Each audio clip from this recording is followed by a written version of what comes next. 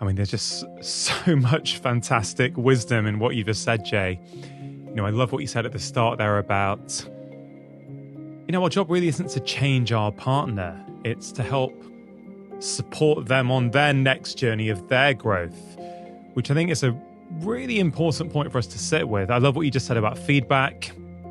I had Rick Rubin on this show a couple of weeks ago, the record producer. So cool, yeah.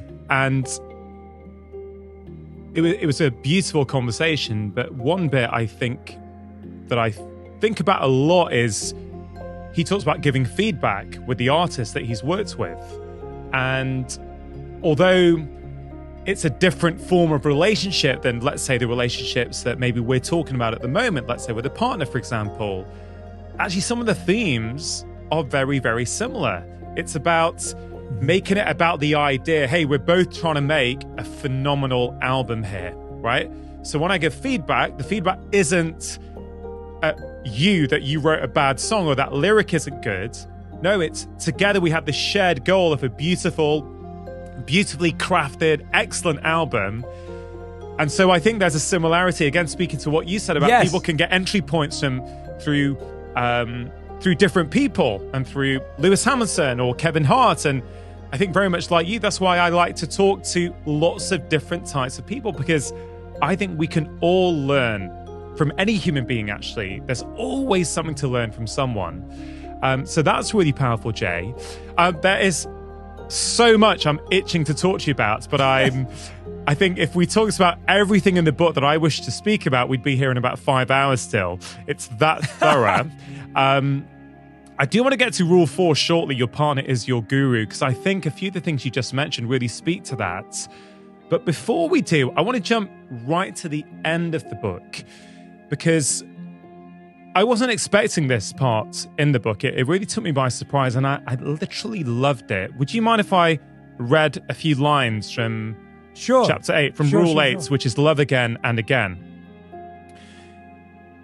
We want love in our lives, and we naturally assume it should take the form of romantic love, but it's a misconception that the only love in your life is between you and your partner, your family, and your friends. It's a misconception that life is meant to be a love story between you and one other person. That love is just a stepping stone. Having a partner isn't the end goal.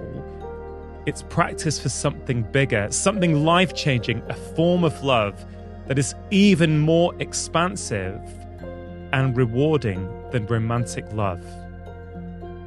Jay, I've underlined that in your book. This is pretty profound. That love with our partner might be a stepping stone to something bigger. What do you mean by that? Yeah, this was actually a revelation that deeply came to me. It's an idea that I understood before writing the book, but it's a revelation that came through the process of writing the book. And that's why I love obsessing over this book. Took 2 to 3 years to put together, and I love obsessing about ideas for that long, because you plant the seed and then they grow into something surprising by the end of it. I was really looking, Rangan, at the greatest love stories of all time and the greatest acts of love of all time. And I started to realize that most of the stories we would consider the greatest stories of all time, like Romeo and Juliet, are myths. They're not real. They're fiction, right? It's completely made up. And no one really benefited from that love story. Like it ends badly, and it doesn't really help anyone, or it doesn't improve anyone's life. And so I started to look at what were the love stories that improved people's lives. And I realized the challenge is we'd put romantic love on such a pedestal that even if people had beautiful relationships with their children, with their parents, with their colleagues, with their teams, maybe even with their country. You know, when you look at what Martin Luther King Jr. did for the world, that was love. That was an act of love. That was a love story, but we don't present it that way. But that was a love story. If not, then what else was it, where someone was willing to sacrifice their life for the benefit of others? And we have countless examples of that in history, where people have gone above and beyond to help other people. And so I started to realize that the greatest acts of love are not just romantic. They can be parental, they can be brotherly, they can be friends, they can be leadership. And I think we limit love to one person and maybe a couple of hours a day. We say, I'm going to go to work, and that's not a place of love. I'm going to come home and I'm going to love my family. And when we live in that way, we limit love. There's a beautiful story. I love Zen stories. And in this Zen story, the teacher asks the student a question, and everyone who's listening can pretend they're the student. The teacher says, if you could give $100 to one person or give $1 each to 100 people, which one would you do? And the student says, it doesn't really matter. I'm not sure. I have no idea. Which one would it be? The teacher says that although it's wonderful if we can give $100 to one person and it will change their life, they said the right answer is to choose to give $1 each to 100 people. And the student said, why? And the teacher replies, 2 reasons. The first is you get to impact 100 people. The second is you get to practice loving and giving 100 times. And I love that idea because it's the idea of you only get better at love and you only get better at giving and you only get better at compassion the more you extend and practice that love.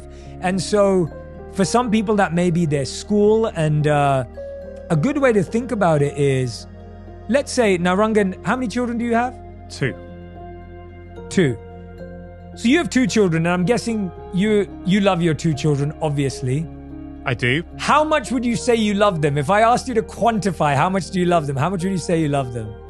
Oh man, how much? First of all, I feel it's almost impossible with words to describe the love that I have for my children. I can't imagine there's anything I wouldn't do for them. I feel all the love that exists inside the world, times it by infinity, and that's how much I love my children. That's my attempt in the English language to say how much I love them. I love that, and that's so beautiful, and I think any parent would agree with you. So now let's take that. It's a lot of love you have for them, right? So think about how this actually plays out in real life. If you love your children and you want them to have a great childhood, you have to love their school and their friends because they're going to grow up around those people. So in order to care for your children, you have to care for their school. In order to care for your children, you have to care for their school. And in order to care for the school, you have to care for the area you live in. And when you care for the area you live in, you have to care about your town, you have to care about your city, you have to care about your country, you have to care about the world. And so I'm not saying everyone has to go out there and do something for the world, but what I'm saying is that if we deeply love our children that much, our love has to extend beyond them in order to protect them and the world they grow up in and live in. And I think that's what I'm trying to get at in Love Again and Again, is that we need to practice loving again and again. And the more we can expand our radius of love and our radius of care, the more our love is truly justified and true. But if it's limited by those 2 people, it actually ends up being a disservice to them as well.